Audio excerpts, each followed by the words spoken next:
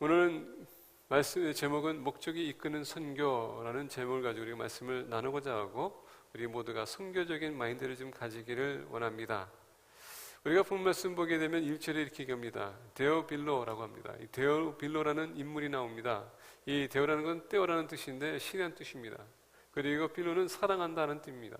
그래서 데오빌로는 하느님을 사랑하는 자, 또는 신을 사랑하는 자를 소개해주고 있습니다.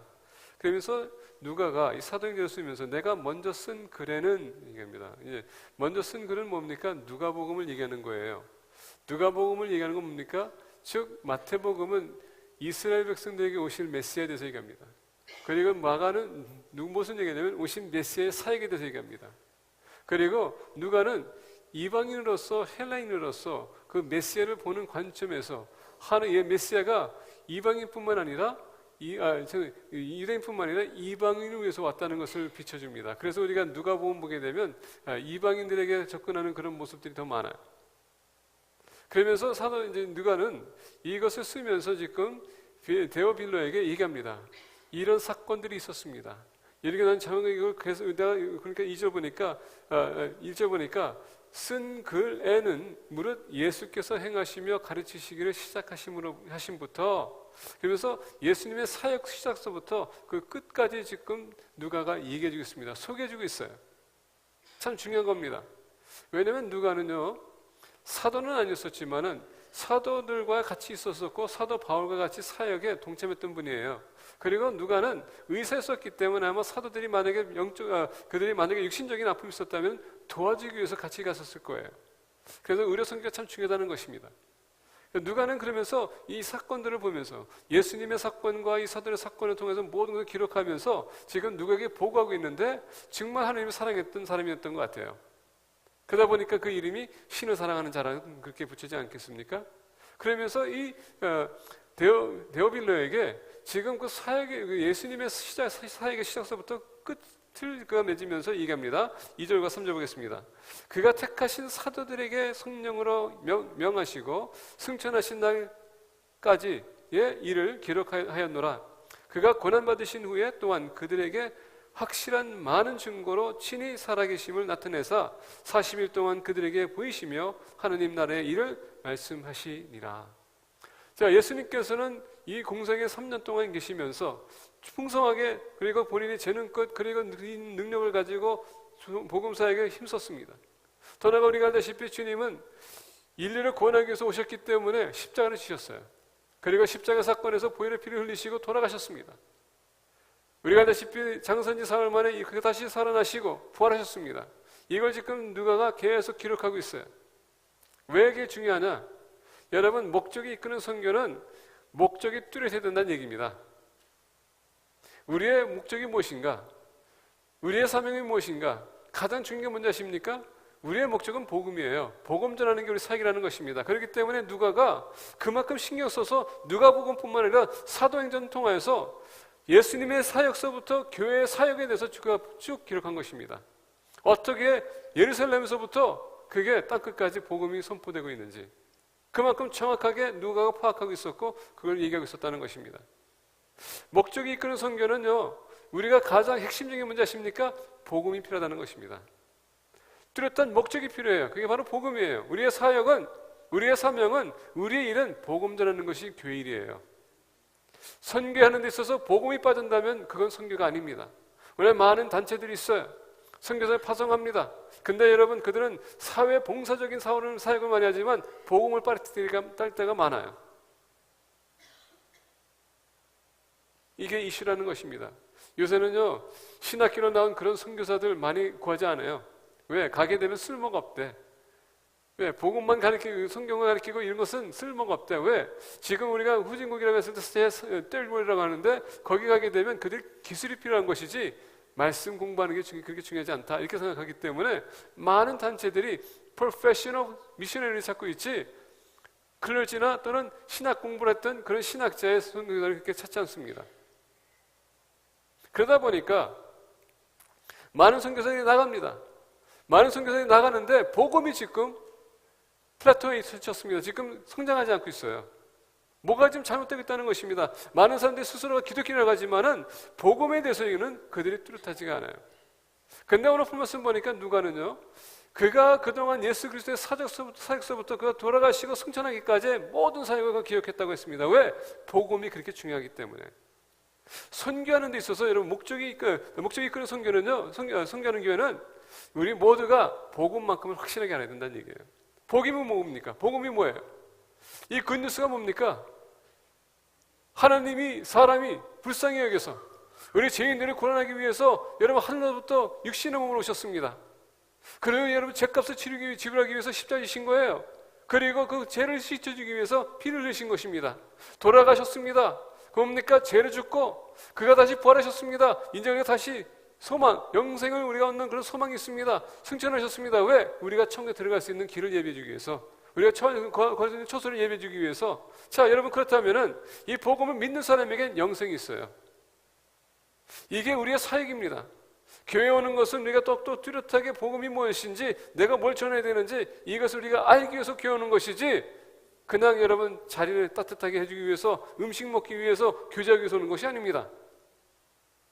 내 믿음을 다시 한번 점검하고 내가 정말 복음적인 삶을 살고 있는지, 내가 정말 주님의 삶을 닮아가는 거 있는지, 그것을 점검해 주기 위해서 오는 것이지 다른 것이 아니라는 얘기입니다. 그래서 목적이 이끄는 선교는 복음이 우선이 되어야 된다는 얘기입니다. 여러분들 복음을 얼마나 알고 계십니까? 우리가 마태복음 보게 되면 28장 16절서부터 20절에 이런 말씀이 있습니다. 11 제자가 갈릴리에 가서 예수께서 지시한 산에 이르러 예수를 배웠고 경배하나 아직도 의심하는 사람들이 있더라. 그러면서 얘기합니다. 18절에 예수께서 나와 말씀하여 이르시되 하늘과 땅의 모든 권세를 내게 주셨으니 그러므로 너희는 가서 모든 민족을 제자로 삼아 아버지와 아들과 성령의 이름으로 침례를 베풀고 내가 너희에게 분부한 모든 것을 가르쳐 지키게 하라. 볼지어다 내가 세상 끝날까지 너희와 항상 함께 있으리라 하시니라. 자, 11 제자가 갈릴리에 가서 예수께서 지시한 산에 이르렀습니다. 근데 보니까 예수를 배웠고 경배하는 사람이 있는 반면에 아직도 의심하는 사람이 있었다는 것입니다. 의심하는 건 뭡니까? 긴가민가? 예수님께서 정말 불하셨는가? 아닌가? 이게 의심할 수 있는 것이고, 또 어떤 면에서 보게 되면 이걸 여러분 동시에 봐야 됩니다. 우리가 이거 어떨 때 보면은 이게 시간적인 차이에서 보는데, 이걸 지금 이런 제자들이 오면서 주님께서 나와가지고 그들에게 말씀을 선포하고 있는 것입니다. 뭡니까? 지상명령.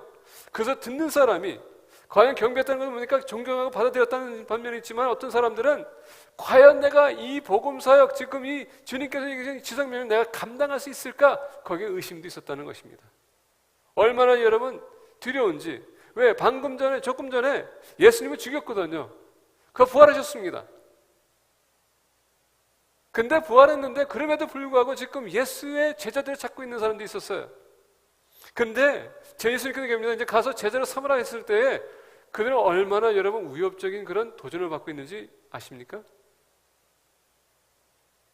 지금 이 시간 여러분들이 교회에 나왔지만은 어떤 분들은요 예수님을 영접했어요. 근데 어떤 사람들은 예수님을 영접했지만 아직도 자기 삶을 주님에게 맡길 수 없는 사람도 있습니다. 왜? 아직도 내가 해야 될 일이 많고, 내가 지금 무언가를 얻기를 원하고, 내가 뭔가 이렇게 성공적으로 내가 지금 계획하는 것이 있기 때문에, 내가 만약에 주님에게 모든 걸 바친다면은 이걸 내가 포기하는 입장이기 때문에 예수님을 내가 아직도 의심하고 있는 것입니다. 그래서 오늘 본 말씀 마태복음 28장 28장 19절에 보면 이렇게 얘기합니다. 18절에 예수께서 나와 말씀하여 이르시되 하늘과 땅의 모든 권세를 내게 주셨으니, 하나님 아버지께서 모든 것을 주님께 주셨습니다. 근데 여러분 우리가 복음서에 보게 되면 주님께서 제자들을 보냈거나 70인도 보낼 때에, 전도사에게 보낼 때에 그들에게도 권세를 주십니다. 무슨 권세? 말씀의 권세, 더 나아가서 귀신을 쫓아내는 권세, 그리고 치유하는 권세를 주셨다는 얘기입니다. 그리고 여러분 생각해 보세요. 말씀을 보게 되면 이 제자들이 갔다가 돌아올 때 그들이 어떻게 돌아왔습니까? 기쁨으로 돌아왔다고 했습니다. 왜? 말씀 선포하고 거기 치유 사역이 있었고, 그 다음에 귀신들이 쫓아나가는 거 보니까 얼마나 그들이 크게 보여요. 그렇죠? 크게 보여요. 그런 기쁨이 있다는 것입니다. 오늘 볼 말씀 보니까 그런 권세를 우리가 얻게 되면 말씀 선포하는 그런 권세를 얻게 되면 여러분 그 말씀에 인하여서 그 말씀이 살아서 역사하는 능력이 있기 때문에 내가 복음을 가지고 선포하게 되면 사람들의 영혼을 타치할 수 있고 움직일 수 있다는 얘기예요.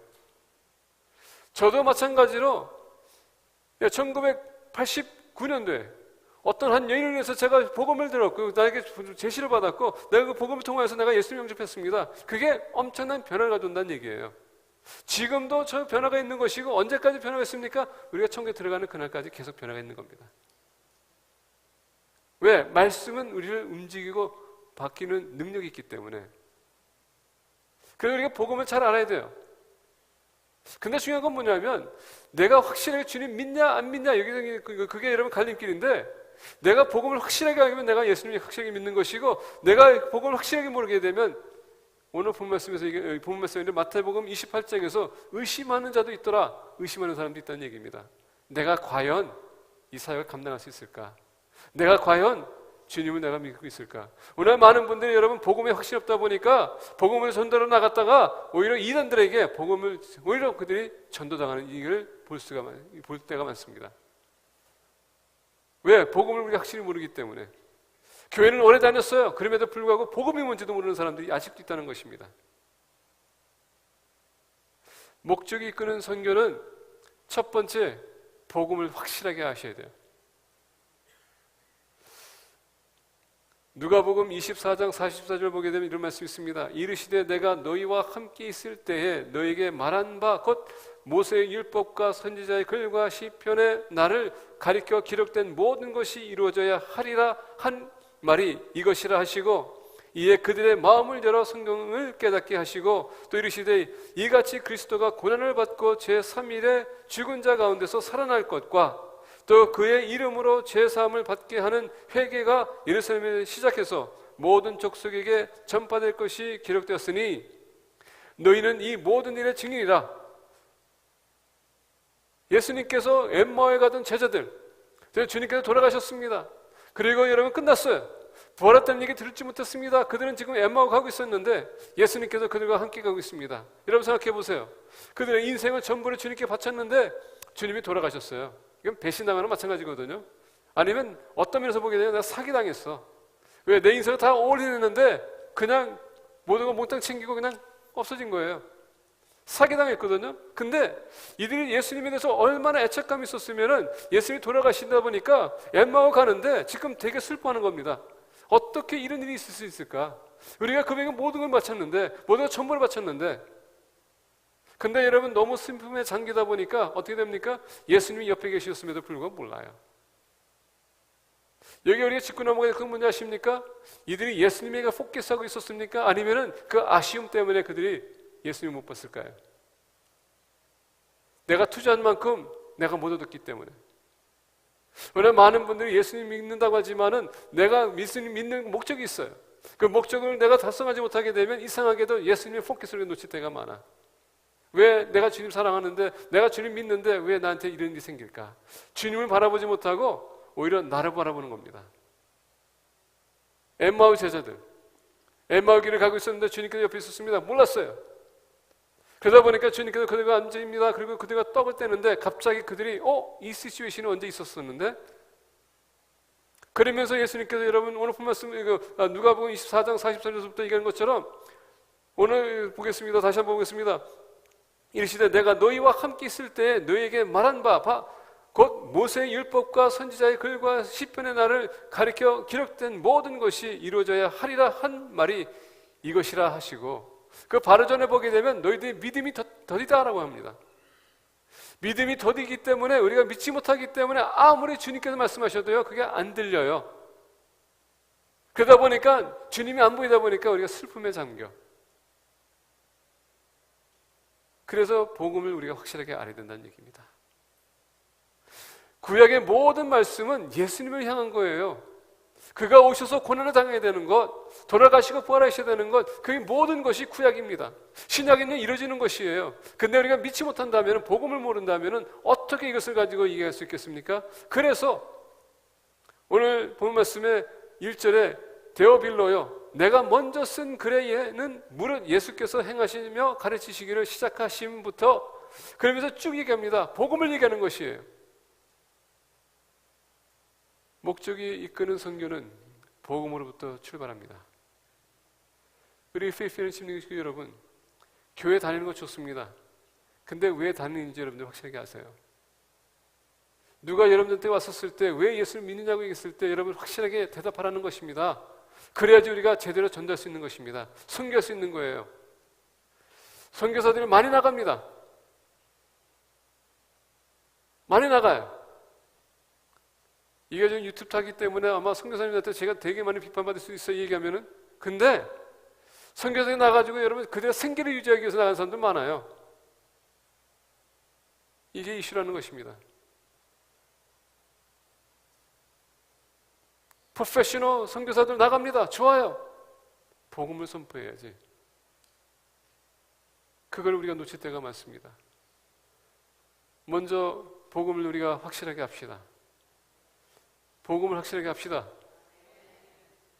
그래서 페이스라는 침례교 식구들이 어디 가든 복음을 물어봤었을 때 그만큼 여러분들 정확하게 말씀하세요. 예수 그리스도가 인류를 구원하기 위해서 이 땅에 오셨다. 우리 죄를 위해서 십자가 지셨다. 이것만큼 여러분들 확실하게 아셔야 됩니다. 여러분들 저의 죄값을 치르기 위해서 십자가 지신 겁니다. 그리고 보혈의 피는 우리의 죄를 씻겨주기 위해서, 새 언약을 주기 위해서 돌아가시고 부활하셨습니다. 우리에게 새 소망을 주기 위해서, 믿는 사람에게 영생이 있는 것입니다. 이것만큼은 여러분 우리가 확실하게 좀 알자는 얘기예요. 그래서 누가 물어봤었을 때 포인트 1, 2, 3, 4 이름 얘기하라는 얘기예요. 아마 우리가 오늘날 복음과 선교에 동참하지 못하는 이유 중에 하나가 우리가 이것을 확실히 모르기 때문에 그런 것 같습니다. 두 번째, 목적이 이끄는 선교. 4절서부터 8절입니다. 사도와 함께 모이사 그들에게 분부하여 이르시되 예루살렘을 떠나지 말고 내게서 들은 바 아버지께서 약속하신 것을 기다리라. 그래서 8절 보니까 얘기합니다. 오직 성령이 너희에게 임하시면 너희가 권능을 받고 예루살렘과 온 유다와 사마리아와 땅끝까지 이르러 내 증인이 되리라 하시니라. 예수님께서 누가복음 보게 되면요 똑같은 말씀하십니다. 성령이 임할 때, 죄송합니다. 누가복음 24장 49절 보게 되면 이렇게 얘기해요. 볼지어다 내가 내 아버지께서 약속하신 것을 너희에게 보내리니 너희는 위로부터 능력으로 입혀질 때까지 이 성에 머물러 하시니라. 자, 그러면서 누가에서 이어지면서 얘기합니다. 오직 성령이 너희에게 임하시면 너희가 권능을 받고 예루살렘과 온 유다와 사마리아와 땅끝까지 이르러 내 증인이 되리라 하시니라. 자, 두 번째 여러분 목적이 이끄는 선교를 우리가 효과적으로 하기 위해서는 능력이 필요하다는 것입니다. 근데 그 능력이 언제 온다고요? 성령이 우리에게 임할 때. 복음을 확실히 알게 되면 여러분 우리가 예수님을 확실하게 믿는 것입니다. 확실하게 믿으면 성령이 확실하게 들어와요. 근데 성령이 들어오는 것은 다른 것이 아닙니다. 오늘 말씀 보니까 권능을 주기 위해서. 성령의 능력, 이 권능이라는 단어 보게 되면 두나미스라는 단어 들었는데 전에도 말씀드린 것처럼 다이너마이트예요. 여러분 다이너마이트는 언제 씁니까? 여러분 그 건물 볼 때 그걸 여러분 건물을 없애기 위해서 어떻게 합니까? 다이너마이트를 쓰게 돼 있거든요. TNT 뻥 터지면 그냥 없어져요. 금강 같은 거 보세요. 여러분 그 산을 어떻게 합니까? 다이너마이트를 집어넣어서 그냥 터뜨리는 겁니다. 그게 두나미스예요. 불가능하게 보이지만 작은 물질이 터지게 되면 모든 걸 완전히 여러분 부시는 것. 이게 능력인 겁니다. 그런 능력이 필요하기 때문에 성령님 우리가 안에 계시는 거예요. 아까 얘기했던 제자들이 예수님 만나지 의심했던 자들이 있었어요. 왜? 성령의 능력이 없기 때문에. 근데 오늘 말씀 보게 되면 8절에 오직 성령이 너에게 임하시면 너희가 권능을 받고 예루살렘과 온 유다와 사마리아와 땅끝까지 이르러 내 증인이 되리라 하시니라. 자, 우리가 권능이 왜 필요하다고요? 증인이 되기 위해서.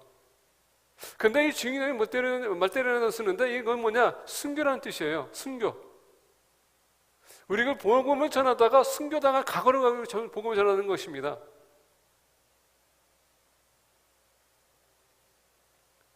요새 이렇게 비디오 유튜브를 보게 되면 기독교는 순교라는 단어 치면요 어마어마한 그 비디오들이 많이 나와요. 현장에서 찍은 겁니다. 이슬람들이 기독교를 어떻게 핍박하는지, 어떻게 그들을 학대하는지. 근데 여러분, 이슬람뿐만 아니라 힌두도 마찬가지예요. 이제는 모든 종교가 기독교를 공격하고 있어요. 제가 지난번에 시연했습니까? 어떤 집사님이 저에게 비디오를 보내왔는데, 그 나이로비에 있는 아프리카의 복음자들이 4명이 나가서 그냥 그 자리에서 여러분 산채로 그냥 불에 태워서 죽이더라고요. 세 사람은 어떻게든 도망갈까 시도하는데 한 사람은요 그냥 그 자리에 있습니다. 보니까 뭐 하는가 부터 기도하고 있었어요. 그냥 그것을 받아들인 겁니다. 아마 그 뜨겁고 아플 때 그가 본인이 얼마나 고통스러웠을까. 근데 여러분, 그거는 반항하지 않고 그것을 받아들이고 있습니다. 그게 어떻게 가능할까? 그게 바로 여러분 권능이에요. 성령님이 우리에게 임하시면은 우리가 감당할 수 없는 것을 감당하게 해주는 겁니다. 목적이 이끄는 선교는 성령의 능력이 우리에게 임할 때 이루어지는 것입니다. 내가 할 수 없는 것 성령님께서 할 수 있도록 해주시는 거예요. 그래서 오늘 본문을 보니까 권능이 왜 필요합니까? 결국은 증인이 되기 위해서, 순교자가 되기 위해서. 예수님이 십자가에 지셨던 것도 여러분 성령님께서 함께 하셨기 때문에 가능했던 겁니다. 예수님의 탄생도 성령님께서 함께 하셨기 때문에 가능했던 거예요. 이와 같이 불가능해서 모든 걸 가능하게 만든 것이 바로 성령의 능력입니다. 근데 그 성령이 어디 계시다고요? 우리 안에 계세요. 우리 모두가 이런 능력이 있습니다. 문제가 뭐냐? 나에게 확신이 없기 때문에. 복음에 대한 확신을 가지시기 바랍니다. 그리고 내재하시는 성령님에게 기도하세요. 힘들고 어려울 때에 이것은 내가 이겨낼 수 있는 능력을 달라고. 오늘 본 말씀 보니까 온 유다와 사마리아와 땅끝까지 이르러 내 증인이 되라 합니다. 예루살렘과 온 유다와 사마리아 땅끝까지. 선교는 여러분 내가 사는 곳만뿐만 아니라 땅끝까지 이루어져야 되는 것입니다. 이게 동시적인 단어거든요. 성령이 내게 임하게 되면 내가 어디 있든 여러분 그게 복음지예요. 선교지예요.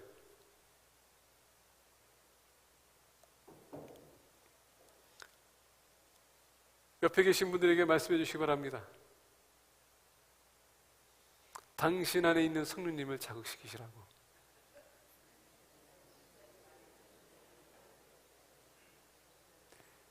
예. 우리 생사는 기도 뭐 이런 얘기만 하는데 예배 이런 얘기 하는데, 여러분 성령을 의지하는 사람들이 성령 의지하지 않고 성령이 여러분한테 내재하시는데 그 성령을 의지하지 않는다면은 무슨 소용이 있겠습니까? 왜 성령을 구합니까? 어떤 분들은 막 기도해요. 하느님 제게 이런 능력 주세요. 근데 능력 주셨는데도 안 해. 그건 무슨 심보야? 충만한 능력을 주셨어요. 모든 에너지는 여러분에게 있는 것입니다. 그래서 목적이 이끄는 선교는 성령님의 권능이 우리에게 있는 것을 우리가 인식하고 그것을 우리의 삶에서 계속 어떻게 합니까? 에너지를 배출해야 됩니다. 그래서 다른 사람이 나를 봤었을 때 저분은 능력이 있는 사람이라고 우리가 인정받는 그런 사람이 되어야 돼요. 세 번째, 목적이 이끄는 선교에 대해서 보겠습니다. 9절서부터 11절입니다. 이 말씀을 마치시고 그들이 보는데 올려져 가시니 구름이 그를 가리어 보이지 않게 하더라. 올라가실 때에 제자들이 자세히 하늘을 쳐다보고 있는데 흰옷 입은 두 사람이 그들 곁에 서서 이르되 갈릴리 사람들아 어찌하여 서서 하늘을 쳐다보느냐. 너희 가운데서 하늘로 올려지신 이 예수는 하늘로 가심을 본 그대로 오시리라 하였느니라. 여러분 목적이 이끄는 선교는 세 번째, 거기엔 여러분 책임감이 있다는 것입니다. 무슨 얘기인가? 오늘 본 말씀 보니까 이르러 갈릴리 사람들아 어찌하여 서서 하늘을 쳐다보느냐. 자, 여러분 생각해 보세요. 예수님께서 들림받고 있습니다. 얼마나 그 아름다운 적이고, 나는 언제 저렇게 들림받을 수 있을까? 그런 제 스스로 생각하는 거예요. 근데 그런 것 같지는 않아. 영원히 들림받는 거지, 예수님께서 들림받는 것보다. 근데 제가 지금 생각하는데 지금 제자들이 예수님께서 들림받는 거 보고 있거든요. 아마 신기했을 거예요. 반면에 또 신기한 반면에 또 예수님이 올라가는데 좀 사라지고 있어요. 얼마나 지금 본인들은 지금 마음이 뭐라 그럴까? 아쉬움. 또 멀어진다는 것 자체가 좀 외로움. 그러면서 예수님이 바라본다 그리운 마음으로 쳐다봤을 거예요. 근데 갑자기 두 천사가 나타납니다. 그러면서 얘기합니다. 너희 가운데서 하늘로 올려주신 이 예수는 하늘로 가심을 본 그대로 오시려 하였느니라. 여러분, 주님은요, 예수님께서 첫 번째 오신 것은 우리를 구원하기 위해서 오셨습니다. 근데 여러분, 재림은 그 구원을 성취하기 위해서 뿐만 아니라 심판을 그가 심판하기 위해서 오시는 거거든요. 그러면 우리가 성경의 목적은 뭡니까? 구원을 동시에 우리가 천국에 임하지만은 천국에 동시에 여러분 우리가 또 심판받는 일이거든요. 자, 그렇다면은 목적이 이끄는 성경은 우리의 마지막 날을 생각하면서 생각해야 된다는 얘기예요. 우리가 마지막 날 어디에 쓸 것인가? 심판대에 쓸 텐데 우리가 요한계시록 보게 되면 여러분 심판에서 얘기합니다. 근데 이 심판에 두 가지가 있어요. 그 뭡니까? 생명책에 기록된 이름과 그리고 생명책에 기록되지 않은 이름이 또 책이 하나 되는데 거기에 모든 인류의 이름이 있습니다. 그 이름 책을 두 개 펼쳐집니다. 자, 그러면 여러분 보십시오. 생명책에 기록되지 않은 사람들은 그들은 어떻게 됩니까? 그들의 인류를 그들은 살아왔던 그 모든 시간, 그 기간을 다 기록되어 있습니다. 여러분들의 죄와 여러분들의 지금 모든 죄가 그 책에 기록이 됐다는 얘기입니다. 그래서 생각해 보세요. 내가 태어나는 그 순간서부터 내가 주님의 심판대 앞에 설 때 그날까지 모든 게 다 기록이 됐다는 얘기입니다. 얼마나 여러분 우리는 주님 앞에 설 때에 작아질 것인지. 그리고 하나님은요 그 모든 것을 가지고 지적할 겁니다. 그리고 보여줄 겁니다. 우리는 변명도 못할 거예요. 죄인들은요 변명도 못해요. 왜? 너무나도 많기 때문에. 그래서 여러분 그들은 지옥에 떨어지는 것입니다. 근데 생명책에 기록이 되는 사람들은 어떻게 됩니까? 하나님께서는 그들을 심판하는 것이 아니라 심판하죠. 그들이 지옥에 떨어지는 것이 아니라 하나님께서 그들이 주님을 위해서 무엇을 했는지 그것을 가지고 하나님께서는 심판하는 것입니다. 어떤 목사님이 그런 얘기 하더라고요. 천국에 갔더니 어떤 사람들은 개털 모자 쓰고요, 어떤 사람들은 카우보이 모자, 하여튼 여러 가지 다양한 모자를 사는데 끝에 보니까 어떤 사람은 면류관을 썼다고 합니다. 근데 면류관 보니까 거기에 보석들이 많이 박혀 있대요. 자, 그 얘기 들으면서 그 말씀을 들으면서 개털 모자? 모르겠어요. 성경에서 개털 모자에 대해서 얘기 안 하거든요. 개털 모자는 잘 모르겠어. 근데 면류관은 얘기하거든요. 생명의 면류관, 의의 면류관, 그래서 7가지 면류관 얘기하거든요. 성경에서는. 근데 그건 뭡니까? 믿은 사람들이 예수님을 영접한 사람서부터 모든 것 거기에 대한 면류관을 얘기하고 있어요. 다시 얘기한다면 우리가 심판대 앞에 쓸 때 반드시 상금이 있다는 것입니다. 우리가 선교하는 것은 다른 것이 아니에요. 훗날에 주님 앞에 섰을 때 내가 하나님 이렇게 주님에서 살았습니다 고백할 수 있도록 보고할 수 있도록 선교하는 것입니다. 열매를 많이 맺어야 돼요. 전도해야 됩니다. 선교해야 됩니다. 그래서 주님께서 우리에게 지상명을 주신 거예요. 왜? 마지막 날에 심판대 앞에 섰을 때에 나는 무슨 상관 받을까? 그런 기대감이 있기 때문에 우리는 선교해야 되는 겁니다. 모르겠어요. 개털 모자 한 번도 본 적이 없기 때문에 어떻게 생겼는지 몰라. 근데 그거는 좀 과장한 것 같아요. 근데 중요한 건 뭐냐면 그분이 포커스는 뭐냐? 우리가 많은 사람들 앞에서 개털 모자 쓸 거냐 아니면 면류관 쓸 거냐 그게 우리의 삶에 따라서 결정이 될 거라는 얘기입니다. 오늘 말씀 보니까 11절에 이르되 갈릴리 사람들아 어찌하여 서서 하늘을 쳐다보느냐 너희 가운데서 하늘로 올려지신 이 예수는 하늘로 가심을 본 그대로 오시리라. 주님이 오시는 그날은 심판의 날입니다. 잊지 마십시오. 여러분 심판 앞에 있을 때에 부끄럼 당하지 마십시오. 최선을 다하시길 바랍니다. 무엇? 영혼 구원하는 것. 그게 우리의 사명이에요. 가서 제자를 삼으라. 이게 우리의 사명입니다. 그렇게 하기 위해서는 우리가 확실한 복음이 여러분 복음 알아야 되는 것이고, 두 번째는 능력이 필요한 것입니다. 그럴 때 우리는 책임감 있는 삶을 살고, 그리고 복음사에게 우리가 충성하는 것이고, 지상명령 우리가 감당하는 것이고, 그럴 때 우리에게 놀라운 상금이 주어질 것이라는 것입니다. 그게 목적이 이끄는 선교예요. 복음으로부터 시작해서 주님 앞에 우리가 쓸 때에 상금 받는 것. 말씀드린 것처럼 가는 선교사가 있다면 여러분들은 보내는 선교사예요. 여러분들이 위임해서 우리가 나갑니다. 여러분들 계속 중보해 주셔야 돼요. 그게 선교에 동참하는 것입니다. 하나님께서 썼을 때에 저는 가지 못했지만 우리 단기 선교팀 위해서 저는 끝까지 기도했습니다. 그들이 무사히 돌아올 수 있도록 해서 기도했습니다. 선교에 협력하는 공동체가 되기를 간절히 축복합니다. 이 시간 우리 선교팀들 다시 내려오시면 좋겠습니다. 그리고 우리 앞으로 나왔으면 좋겠습니다.